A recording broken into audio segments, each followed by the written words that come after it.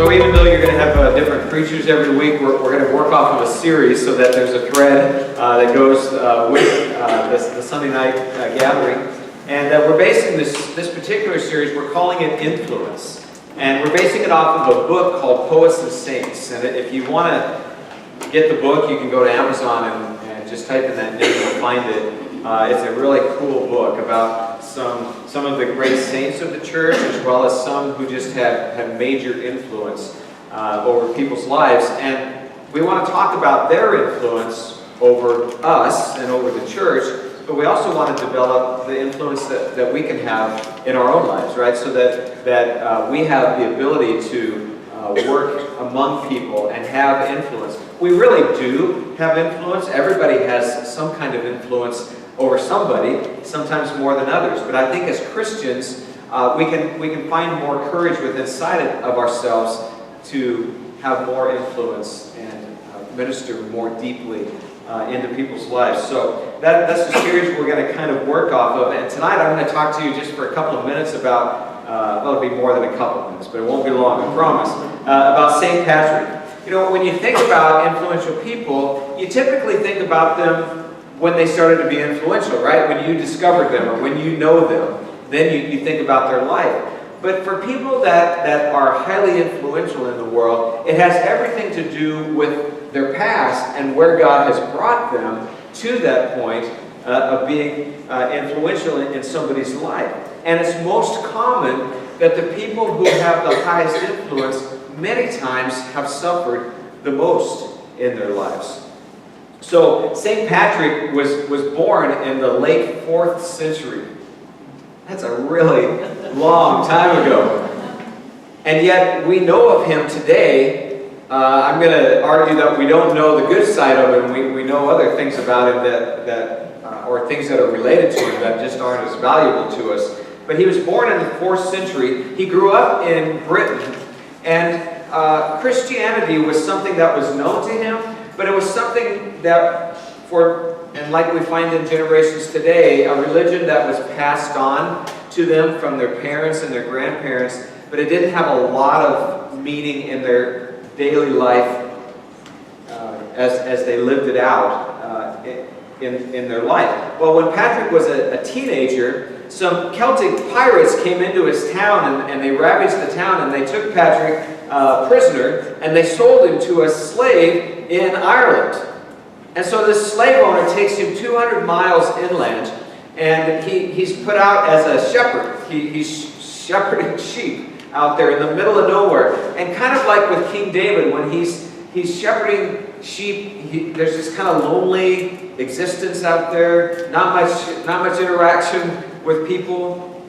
But like King David also, it was a time that God spoke deeply into his heart. A time when God prepared him for the things that were going to come later in his life. And so after 6 years of living in captivity, he wakes up one morning out of a dream, and he remembers God saying to him, "Soon you will depart for your home country. Behold, your ship is ready." So he took that to mean, I got to get out of here. There's a ship waiting for me.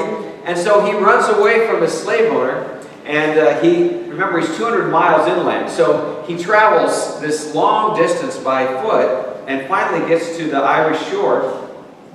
He finds an inlet and he sees a ship anchored there. And so he goes to the captain and he begs him to let him on board so that he could take him back to his homeland. And so the captain lets him on, and eventually he's back in Britain and he's back in his homeland. But it was strange for him because all of a sudden what he thought was what he wanted, what he thought he needed to be back in his home and reunited with his family and all of that, he now felt like he wasn't even supposed to be there. He was out of place. He didn't know why. He just knew it wasn't the right place for him to be. And he began to discover that his heart was actually still back in Ireland. But not to go back as a slave, but to go back as a minister of the gospel of Jesus Christ. He even had a vision at one point where the people of Ireland were calling him back and saying, "We need you to come back. We need you to teach us and help us to know God." if you receive a call like that, that was a pretty obvious call, I think, where God was telling him, okay, you're going back to Ireland. Most of us, and at least in today's world, we're probably on the next airplane out of here, right? We're ready to go. God's called me, I'm ready to go. I'll just figure it out along the way. Patrick decides, okay, I've got a lot of spiritual work to do. I've got a lot of learning to do. So he goes to a monastery. And he stays there almost 10 years. And he's living in the communal life, and he's learning spiritual practices. Stays there 10 years. Then he goes to theological school and stays there another 10 years. And we're thinking, come on, 20 years, that's a long time to prepare for something. But I also think that it's a good lesson to us. Because a lot of times as Christians, we're just running out there unprepared. Hey, God, you called me to this ministry. I'm going to figure it out along the way. But we aren't really spiritually or emotionally prepared for what God has for us. And I think there are times when we need to slow down a little bit. God calls us. That means it's on His timetable, and there's time for Him to prepare us as well as send us out. And I think that's part of the reason why there's so much burnout in churches today. Because we go out there, we have we're a big flash in the pan, for a few months, and we're so excited about our ministry, and then things don't go like we thought they were going to go, and we don't get to see the success we thought we were going to see, and now we're discouraged, and I guess I'll just quit. I think it's also part of the reason why so many ministers leave the ministry halfway through their life, because they weren't really prepared for what was going to come their way. And so Patrick eventually, when he's 48 years old, 20 years later, goes to Ireland. And when he gets there, it wasn't at all like he thought it was going to be. The people didn't just receive him and oh, we're so glad you're here. He was actually threatened almost every day of his life. He thought he was going to die several times. The people were very closed to the message of the gospel. They had so many other religions and so many other false religious practices in their traditions, and they were just very closed and very slow to change. And so really, I think he needed all of that time to prepare for the difficulty and the hardship that he was going to face when he got there. But it also prepared him to know the gospel so well and to understand it so well that he was able to take the gospel message and hook it up with some of their traditions and some of their practices so that they could understand it, so that it was on their level and so that they could receive it. And in the end, St. Patrick was influential not only through that whole nation, though he's credited to practically change a whole nation to be Christians. The whole nation of Ireland. I'm sure there were some that didn't, but it seemed like just everybody became a Christian in Ireland. And not just impacted Ireland, but then impacted nations surrounding them, and even to the point that he has an effect on our society today. So we practice St. Patrick's Day, right? Each year. Anybody know why we actually celebrate St. Patrick's Day? I'll give you a hint. It doesn't have anything to do with green beer. Okay?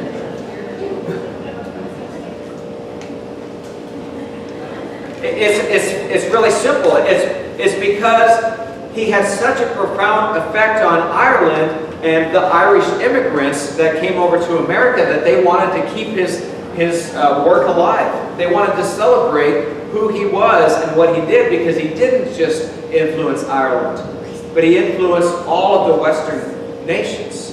Even to today, centuries later, he still has an impact on us.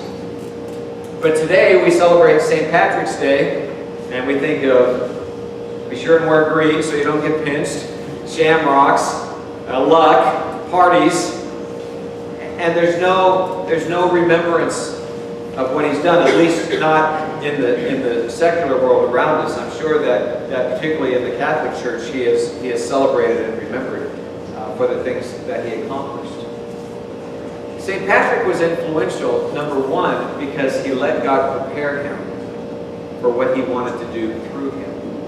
And I think that's a lesson we want to learn. If we are going to be influential people, we have to let God prepare us. Well, how is he going to do that? Every way possible. He's going to prepare us through the triumphs that we value. He's going to prepare us through the hardships that we go through. He's going to prepare us as we study and as we commit ourselves to his word and to practicing the things that we're taught in the Bible. St. Patrick found a lot of preparation even in solitude, didn't he? Well, that's one of the hardest things for us to do in our society, to just get alone, to be silent, to let God speak into our lives. But if we're going to be influential people, we need to let God prepare us. And the second thing that St. Patrick did is he committed his whole life to God. So to the point that even though he was a Brit who went to Ireland, that's not how anybody remembers him. He's thought of as an Irishman because he committed himself to those people. That was his life. His old life of living and being raised in Britain was gone. He was an Irishman now. He loved those people and he cared about them. And if we're going to be influential people, we have to dive in to what God has in store for us, to get the distractions out of the way, to forget the past, and forget the things that we thought we had on our agenda that we wanted to do, and let God renew our agenda. Let him do something in us that prepares us for what he wants to do. So I'm going to pray for you tonight, and actually I don't know if Christine has them or who has them, but there's some prayers, a prayer sheet that I want to hand out to you, because another thing that St. Patrick did to allow God to use him is he had an incredible prayer life. And he prayed many prayers, but this is a prayer that I'm handing out to you that he prayed on a regular basis, and something that established him in each day. Every morning when he would rise, he would pray this prayer. So this is something I'm handing out to you so that you can take it with you. Maybe each morning when you wake up, you would pray this prayer. You would walk through this. Maybe it's something you even memorize or memorize part of it, and allow God to really get it inside you, to let God make you the influential people that he wants you to be. So let's read this together. I want to read it. I don't want to rush through it because I want you to really catch the words, okay? So we'll go a little slow. I arise today through the strength of heaven, light of the sun, splendor of fire, speed of lightning, swiftness of the wind, depth of the sea, stability of the earth, firmness of the rock. I arise today through God's strength to pilot me, God's might to uphold me, God's wisdom to guide me, God's eyes to look before me, God's ears to hear me, God's word to speak for me, God's hand to guard me, God's way to lie before me, God's shield to protect me, God's host to save me from snares of the devil, from temptations of vices, from everyone who desires me ill, afar and near, alone or in a multitude. Christ with me, Christ before me, Christ behind me, Christ in me, Christ beneath me, Christ above me, Christ on my right, Christ on my left, Christ when I lie down, Christ when I sit down, Christ in the heart of every man who thinks of me, Christ in the mouth of every man who speaks of me, Christ in the eye that sees me, Christ in the ear that hears me. I arise today through a mighty strength, the invocation of the Trinity, through a belief in the threeness, through a confession of the oneness of the Creator of creation. Amen. Father, as we ingest that prayer, I pray that you would make it meaningful to us. That it be something maybe that we could apply in our lives and let it begin to change us from the inside out. I pray that you would help us to be influential people. in whatever realm that might be, in our workplaces, in our schools, in our families,